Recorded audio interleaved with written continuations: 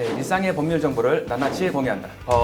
스타그램. 네, 속 시원하게 해결해 드리겠습니다. 여러분의 박하사탕 이병하 변호사. 수치로 이야기하는 법조계의 알파고 김인석 변호사. 사건의 뒷얘기, 가십을 파헤친다. 법조계 음유시인 최종화 변호사입니다. 네, 이제 최 변호사님 법조계 은유시인이라고 하셨는데 음유시인이라고 하셨는데 좀 독특한데 어떻게 하시게 된 계기가 있으신가요?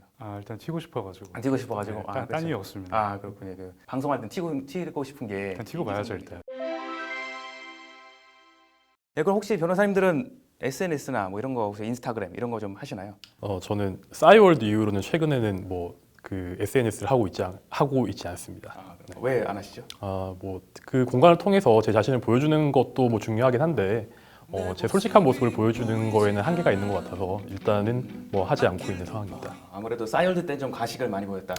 그런 반성적 차원도 충분히 하고 있습니다. 그렇군요. 그럼 변호사님 혹시 네, 안 하는데요.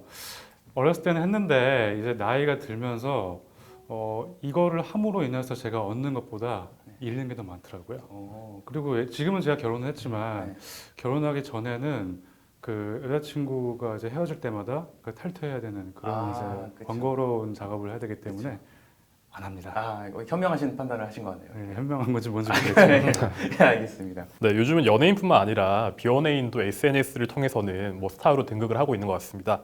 엄청난 팔로워 수를 보유하고 있는 사람들도 있고요. 그리고 파워 인플루언서라고 하죠. 그 SNS 활동을 통해서 얻고 있는 수익도 어마어마한 경우가 있다고 합니다. 네, 맞습니다. 그 SNS로 파워 인플루언서가 그 홍보를 하면 아주 그냥 물건들이 품절 대란이 일어나고 그냥 당연히 그에 따른 수입도 엄청나고요.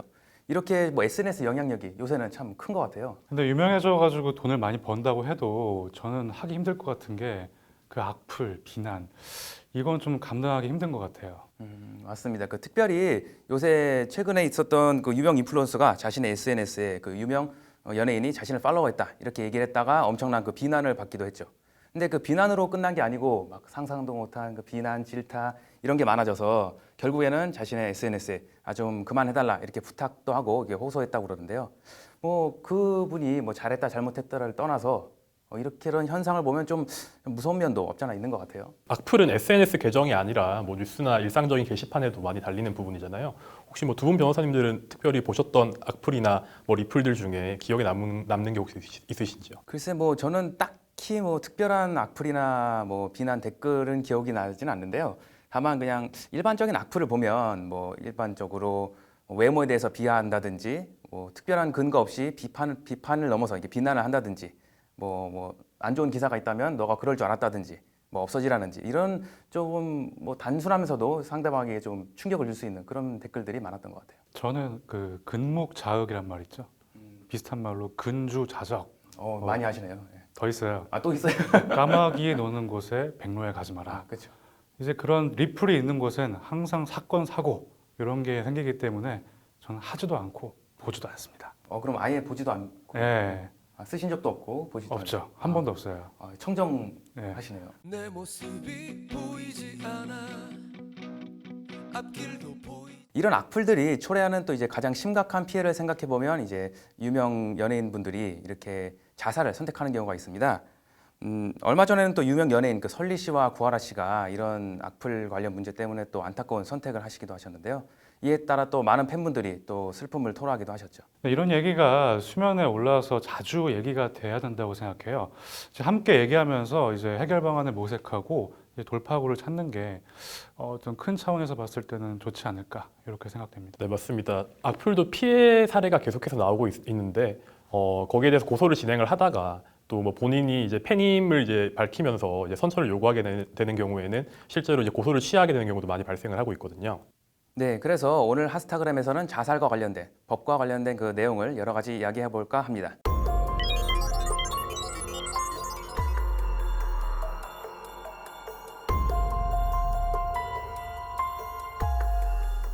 한번 보면 요즘엔 그래서 네티즌들이 일명 설립법을 만들자는 얘기가 나왔죠.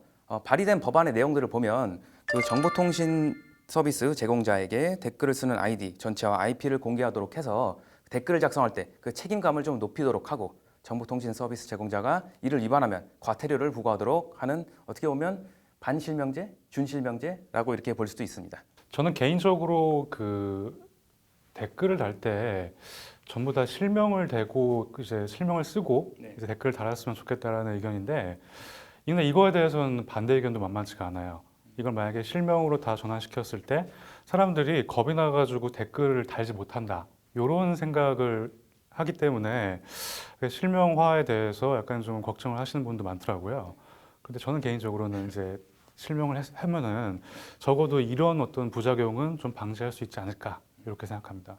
아무튼 현재까지는 악플러에 대한 처벌이 그 자체 규정이 마련되어 있다기보다는 형법상의 규정이나 아니면 정보통신망법상의 규정에 이제 의지를 해서 처벌을 하는 이제 경우가 대부분이었기 때문에 새롭게 이제 악플러들에 대해서도 그 직접적으로 처벌할 수 있는 규정을 마련해야 하는 것이 좋지 않겠느냐, 이런 의견들로 제기가 되고 있는 것 같습니다. 네, 그렇습니다. 그 이런 법적인 장치나 뭐 이런 제도들이 빨리 마련되어야 유명인들의 그 악플로 인한 극단적인 선택은 물론 일명 그 베르테르 효과 같은 효과도 줄어들 수 있을 것 같아요.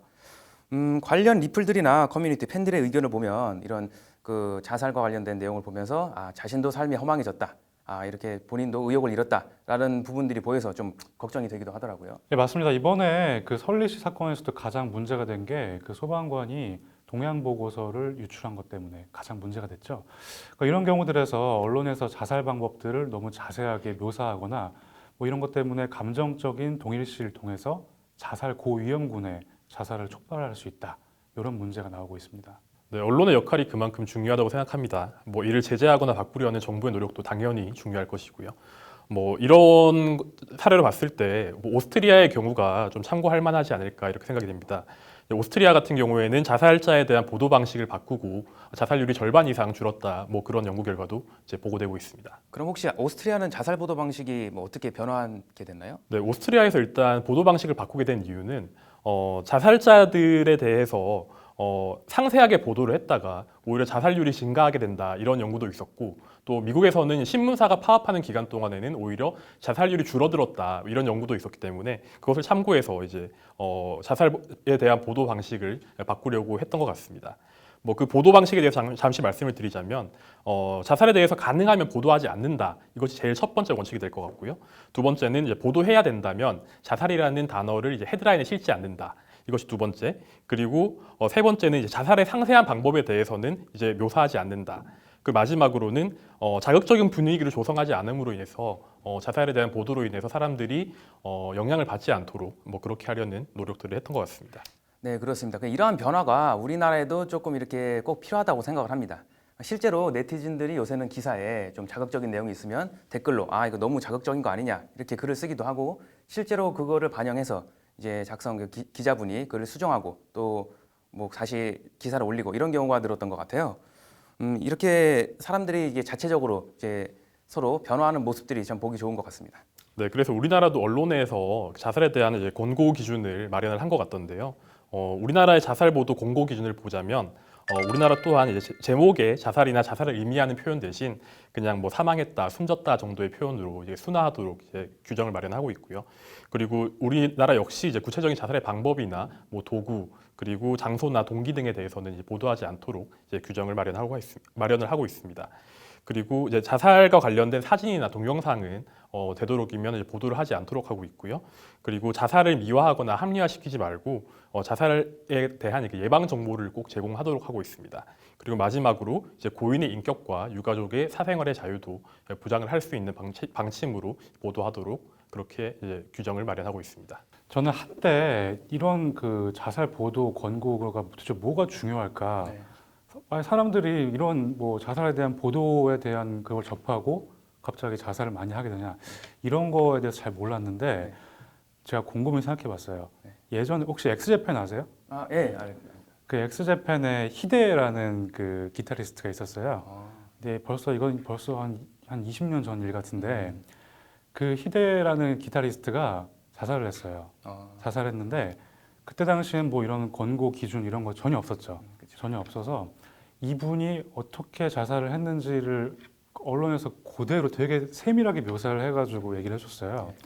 그분이 자택에서 그 수건으로 목을 매서 문고리에 걸어가지고 자살을 했다, 이렇게 보도를 했는데 벌써 처음 그 보도를 접한 게 벌써 몇십 년 전인데 저는 아직까지도 누가 그 자택에서 자살을 했다라는 언론 보도를 볼 때마다 자꾸 그 이미지가 떠올라요.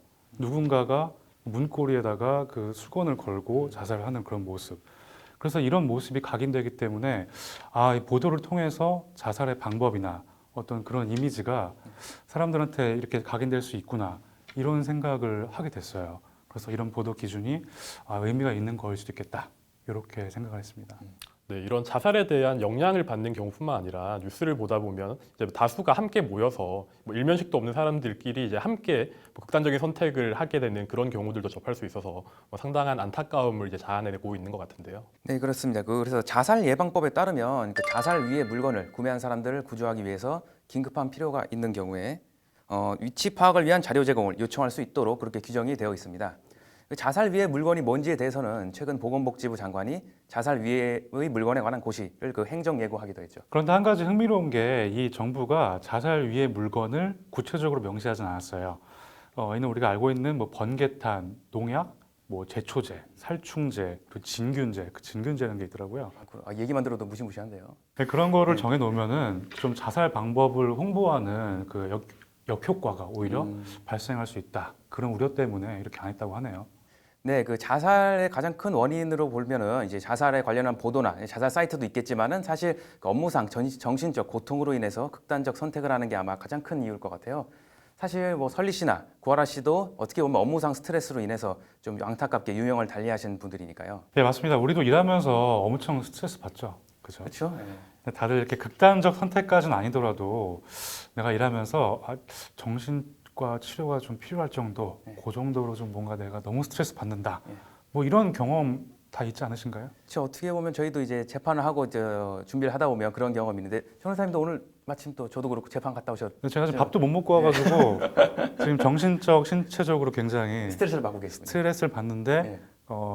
이 정도는 견딜만 합니다. 아직까지는. 또 이렇게 방송 찍으면 또 회복이 되지 않나요? 이렇게. 예. 네, 그렇죠. 네, 그렇죠. 저도 그렇게 생각합니다. 네. 변호사님도 좀 스트레스 받으시고. 네, 뭐 저희 이제 동료 변호사님들 중에 이제 별명이 걱정 인형이신 분이 또 계시잖아요. 그렇죠. 네, 또 아무래도 변호사의 직업이라고 하는 게 또 의뢰인들의 걱정을 대신 짊어지는 역할을 하다 보니 또 아무래도 이제 그런 스트레스로 인해서 이제 괴로움을 겪게 되는 경우도 종종 발생을 하게 되는 것 같습니다. 네, 그렇습니다. 저도 사실 주변에 다른 이제 변호사님들 얘기를 들어봐도 좀 힘들어하신 분들은 많이 있고요. 또 좀 심각하신 분들은 좀 정신적으로 힘들어서 이제 정신과 진료를 받고 또 치료를 받으시는 분들도 좀 들어는 봤습니다.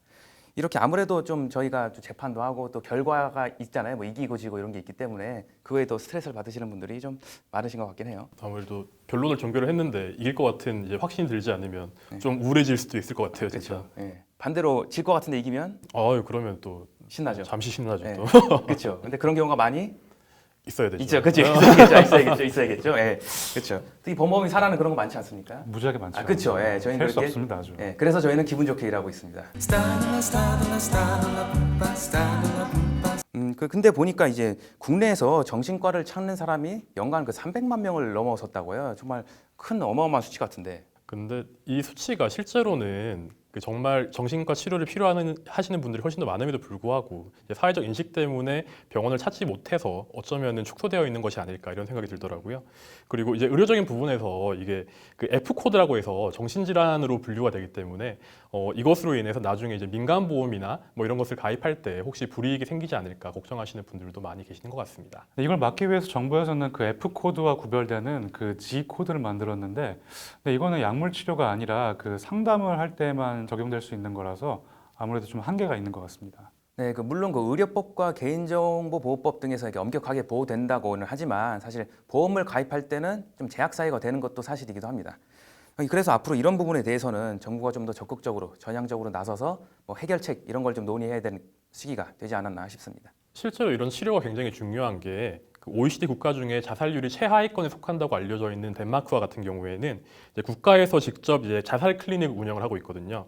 그리고 이러한 이제 그 자살 클리닉 제도를 도입을 함으로 인해서 자살률이 이제 뭐 혁신적으로 경감이 되었다 이런 평가가 있습니다. 실제로 이제 원래는 덴마크의 자살률이 우리나라의 자살률보다 훨씬 더 상회했던 것으로 알려져 있는데 이 클리닉 제도를 시행한 이후로는 10만 명당 9.4명 정도로 이제 OECD 국가 중에 최하위권에 속한다고 이런 통계 보고가 나와 있습니다. 아무래도 국가에서 이런 지원이나 프로그램 만들면은 조금 더 그 정신질환 그 치료에 대해서 모니터링이 낮아지고 그리고 사람들의 그 인식이 개선되는 그런 효과가 있을 것 같은데. 특히 국가에서 아마 운영을 한다면 이제 치료비가 굉장히 낮거나 아니면 무료로 운영한다는 뭐 그런 점들이 있어서 아무래도 사람들이 병원을 찾아가는 데 있어서 조금 더 이제 부담을 줄일 수 있지 않을까 그렇게 생각이 됩니다. 네, 사실 근데 그리고 무엇보다도 그 정신적 고통을 겪고 있는 그 주변 분들에서 그들의 이야기를 좀 더 적극적으로 들어주고 좀 보듬어 주려고 이렇게 하는 노력이 뒷받침되어야 한다고 생각합니다. 사실 자살에 관련된 이야기는 아까 언급한 그 베르테르 효과가 대표적이긴 하죠. 근데 사실 파파게노 효과라고 들어보셨나요? 뭐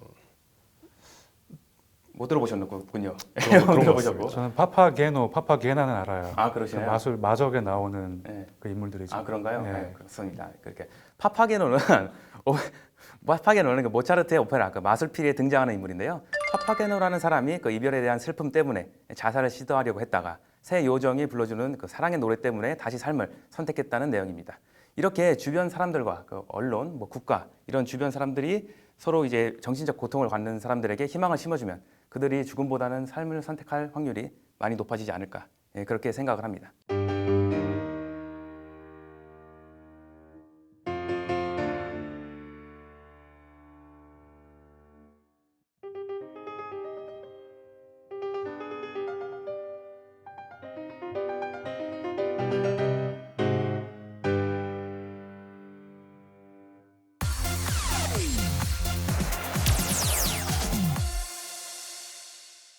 네, 이번 코너는 법률방송 인스타그램에 올라온 여러분의 법률 고민을 해결해 드리는 시간입니다. 법률 고민이 있으신 분들은 법률방송 인스타그램 계정에 그 메시지를 남겨주시면 저희가 방송을 통해서 도움을 드리도록 하겠습니다. 그럼 보내주신 사연 먼저 만나볼까요? 일단 그 제가 그 어렸을 때부터 네. 그 서프라이즈를 보면서 타방송 너무 얘기하시는데. 네, 죄송합니다.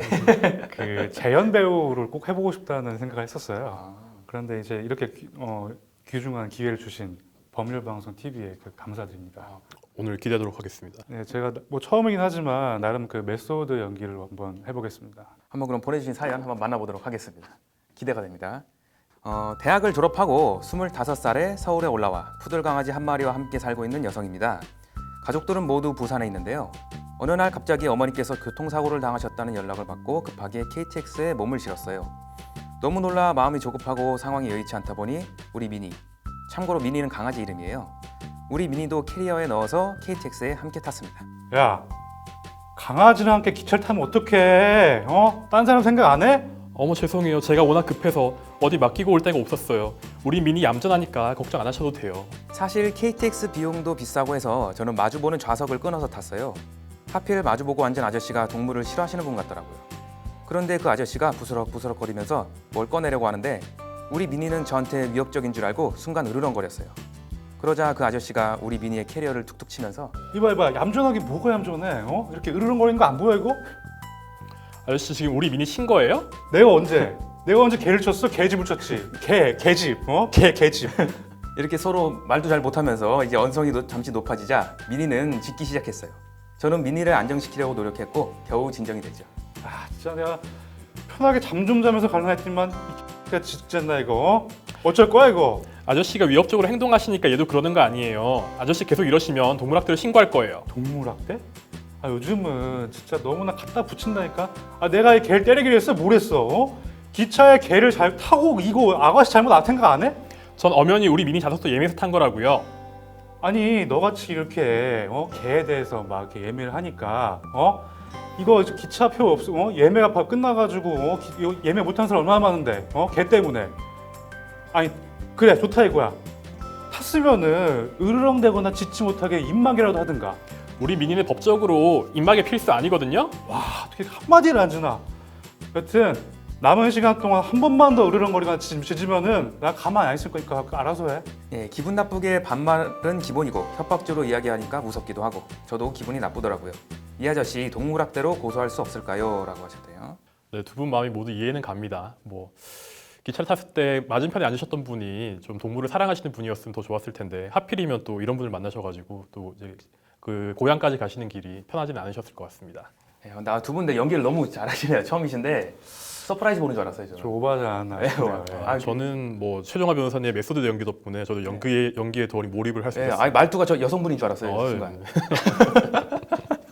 예, 아주 연기를 아주 잘하셨는데 혹시 개를 싫어하시나요, 진짜? 아, 저 동물 좋아하고요. 네. 참고로 저는 고양이를 키워서 예. 개보다 고양이를 더 좋아하는 거지. 개보다. 개 싫어하지 않죠. 아, 딱히 뭐 싫어하시는 건 아니시고요. 당연하죠. 일단 그러면 기차에 만약에 캐리어에 넣어서 이렇게 애완동물과 함께 탑승이 가능한지 한번 살펴보면요. 사연 주신 분들은 보니까 이제 KTX를 타셨는데요. KTX에 관련해서 그 광역철도 여객운송 약관을 보면 제31조에 동물은 원칙적으로 휴대하고 승차할 수 없되 다만 애완동물을 용기에 넣고 겉포장을 해서 안이 보이지 않게 하고 불쾌한 냄새가 발생하지 않도록 한 경우에 휴대를 허용하도록 하고 있습니다. 또 이 철도안전법 시행규칙 제80조 제1호는 여객에게 위해를 끼칠 우려가 있는 동물을 안전조치 없이 여객 열차에 동승하거나 이제 휴대하는 행위를 금지하고 있습니다. 그 정리를 하자면 애완동물을 용기에 넣고 이렇게 안전조치를 하고 안이 보이지 않게 하고 또 불쾌한 냄새가 발생하지 않도록 한 경우에 이제 휴대가 허용된다고 볼 수가 있습니다. 용기라고 하니까 좀 약간 어감이 좀 이상하네요. 무슨 식품도 아니고. 그렇죠. 예. 그럼 캐리어? 보통 케이지라고 하죠. 케이지. 케이지. 예. 그렇군요. 근데 이제 대중교통도 다 비슷한 것 같은데 네. 일단 비행기 같은 경우에는 이제 약간 달라요. 비행기는 그 케이지에 넣어서 네. 이 동물들을 화물칸에다가 실어야 돼요. 그렇기 때문에 뭐 짧은 거리라면 괜찮을 수도 있는데 이게 장거리일 경우에 이 동물들이 그 화물칸에서 이 스트레스를 많이 받는다고 해요. 그래서 장거리를 이 비행기에 태워가지고 운송하는 거 이런 거는 그 견주들이 잘 안 하시는 것 같아요. 근데 아까 사연을 보면은 뭐 우리 아까 잘하시던데 뭐 법적으로 하는 거 아니에요. 푸들 입마개 하는 거 아니에요. 이렇게 하셨는데 정말 푸들은 입마개를 안 해도 되나요? 네, 그래서 저도 좀 찾아봤는데요. 동물보호법 제13조의 2는 이제 맹견에 대해서 입마개 착용 의무를 이제 규정을 하고 있습니다. 그리고 같은 법 시행규칙 1조의 2는 그 맹견의 이제 범위에 대해서 이제 규정을 하고 있는데요. 여기에서 이제 푸들은 그 맹견의 범주에 들어가 있지 않기 때문에 입마개를 착용할 의무가 발생하지는 않을 것으로 판단됩니다. 그렇다면 아까 그 사례에서 본 그 케이지를 그 손으로 친 남성, 이 남성한테 그 동물 학대를 적용할 수가 있을까요? 동물 학대는 그 동물보호법에 규정이 되어 있는데요. 동물보호법 제8조 제2항에 동물에게 도구 등으로 상해를 입히거나 정당한 사유 없이 신체적 고통을 주는 행위를 이제 동물학대라고 규정을 하고 있습니다. 사연은 애완동물이 들어있는 그 캐리어를 손으로 이렇게 툭툭 쳤다고 하는데요. 사실 그 정도만으로는 애완동물에게 뭐 상해가 발생했다든지 뭐 신체적 고통을 주었다고까지 판단하기는 좀 어려워서 동물보호법상 동물학대에는 좀 해당되기는 좀 어려워 보이긴 하네요. 그러면 근데 동물을 만약에 실제로 때렸다면 그 어떠한 처벌을 받게 될까요? 당연히 동물을 실제로 때렸다면 그 동물보호법상의 동물학대 규정이 적용이 가능할 것 같습니다. 그리고 만약에 동물이 실제로 다치는 결과가 발생을 했다면 형법상의 재물손괴죄로도 뭐 처벌을 할 수 있을 것 같고요. 그리고 동물을 이제 때린 걸로 인해서 그 정도나 그 행위의 태양에 따라서 만약에 이것이 이제 견주에 대한 어떤 이제 폭행이나 협박으로 인정된다면 형법상의 폭행이나 협박죄도 성립할 여지가 있지 않을까 뭐 그렇게 생각이 됩니다. 네. 그러면 혹시 그 보니까 반말을 하고 뭐 여성에게 위협감을 줬다 뭐 이런 식으로 얘기하던데 그거에 대해서도 혹시 처벌이 가능할까요? 요거는 약간 좀 끊어서 설명을 드려야 될 것 같아요. 일단 반말한 거 같은 경우에는 반말 잘하시던데 아까. 근데 아직까지 우리나라 현행법상 네. 누군가에게 낯선 사람에게 반말을 한 거 그 자체로만 가지고 처벌할 수는 없어요. 근데 그게 좀 정도가 지나쳐서 욕설이 같이 들어가고 좀 너무 심할 경우에 그런 경우에는 뭐 모욕죄 이런 거에 해당할 여지는 있지만 아까 사례에서 본 그런 내용만 가지고는 그런 반말 가지고는 처벌하기는 어렵고요. 그리고 이 여성분에게 그 위협감을 준 거에 대해서는 약간 좀 검토가 필요해요. 왜냐하면은 그 남성분이 만약에 그 케이지를 엄청 세게 쳤다. 네. 엄청 세게 친 거는 그 형법상의 폭행죄에 들어갈 수 있거든요. 왜냐하면 캐리어를 쳤는데도 그렇죠. 네. 왜냐하면 폭행이라는 게 그 협의의 폭행은 제가 이렇게 친 거, 예. 이런 게 협의의 폭행인데 예를 들어서 그 변호사님의 물건 그리고 주변의 환경을 네. 예를 들어서 제가 이 변호사님 물건을 막 세게 때렸어요, 네. 쳤어요. 네. 그래가지고 변호사님 막 공포고심에 막 휘말렸어요. 아, 무섭죠. 이런 것도 광의의 폭행이라고 해가지고 이것도 폭행죄 범주에 들어가게 됩니다. 만약에 이 남성이 그 케이지를 엄청 세게 치고 그리고 그 동물이 만약에 그 신체에 약간 좀 위해가 가할 정도의 그런 위협이 가해져서 이 여성분이 너무 놀라고 너무 큰 스트레스를 받았다. 이런 경우에는 그 광의의 폭행으로서 어떤 그 적용될 수 있을 거라고 이렇게 보여집니다. 네, 그 정리를 해보자면 그 사안의 내용만으로는 좀 안타깝긴 하지만 아저씨에게 동물학대죄가 성립한다고 보기는 조금 어려워 보입니다. 물론 아까 말씀하신 것처럼 직접적으로 애완동물에게를 이렇게 쳤다든지 그 위해를 가하였다면은 그뭐 동물학대죄에 해당될 수는 있겠지만요. 그리고 뭐 아까 말씀하신 것처럼 단순히 반말을 했다고 해서 이게 뭐 모욕이나 명예훼손이나 이렇게 형사처벌을 하기도 좀 다소 어려워 보이긴 합니다. 만약 법률 고민이 있으시다면 혼자 고민하지 마시고 법률방송 인스타그램에 메시지를 남겨주십시오. 그러면 저희 산하 변호사들이 함께 고민을 해드리도록 하겠습니다. 네, 자살과 관련된 다양한 이야기부터 여러분들의 사연까지 함께 해본 법스타그램. 오늘의 순서는 여기까지입니다. 네, 그럼 저희는 여기서 인사드릴게요. 일상의 법률 정보를 낱낱이 공유한다. 법 스타그램.